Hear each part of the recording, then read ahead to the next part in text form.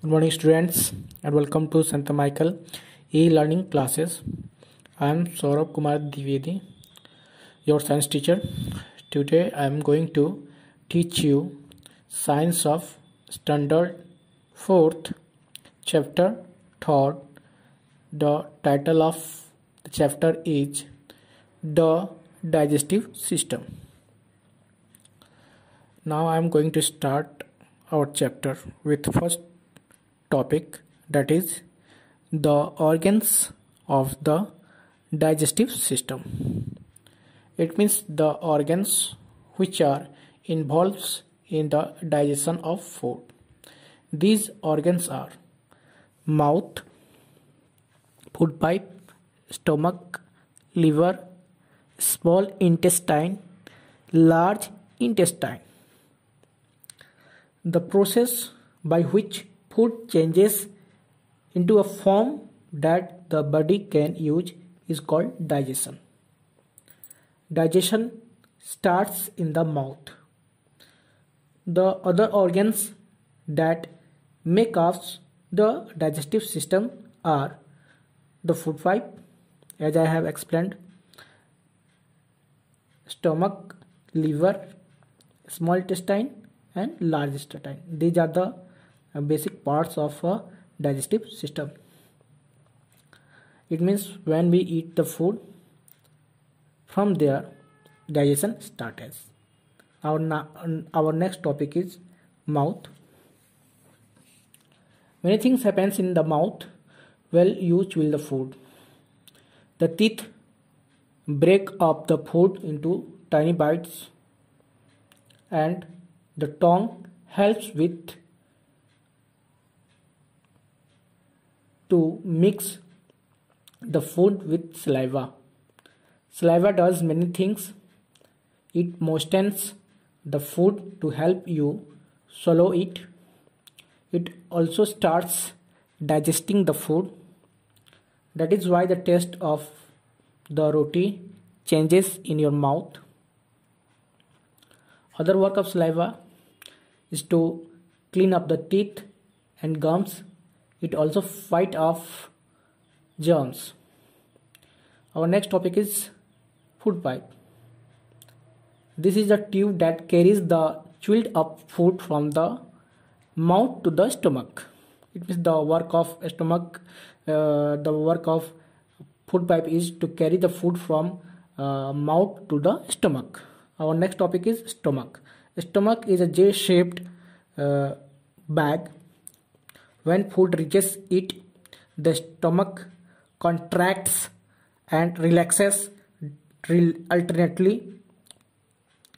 This meshes the food further and help the stomach juices mixed with the food. Stomach makes an acid and some juices that mix with food and digest it a little more.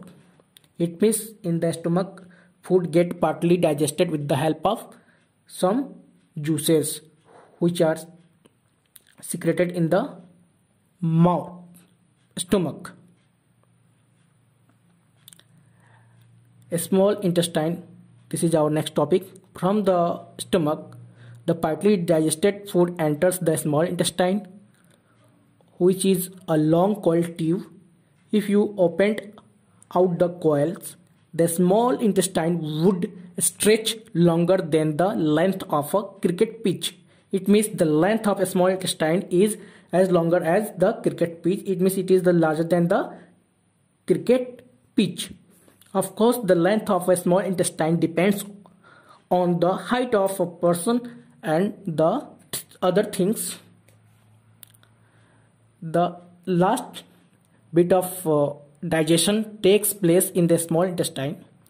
A small tube brings juices made by the liver into the small intestine. It means the small tubes which are in the small intestine, it helps to bring the juice which is secreted by which is made by the liver. For example, bile juice, which is very important for the digestion of food. in the small intestine.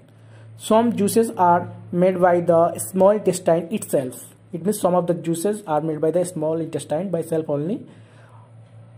All these mix with food and finally changes it into a form that a body can use.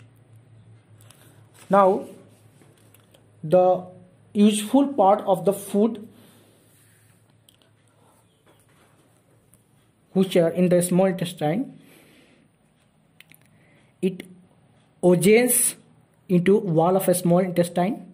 In other words, the wall of the small intestine absorbs the useful liquid from the digested food. Blood then carries it to the rest of the body.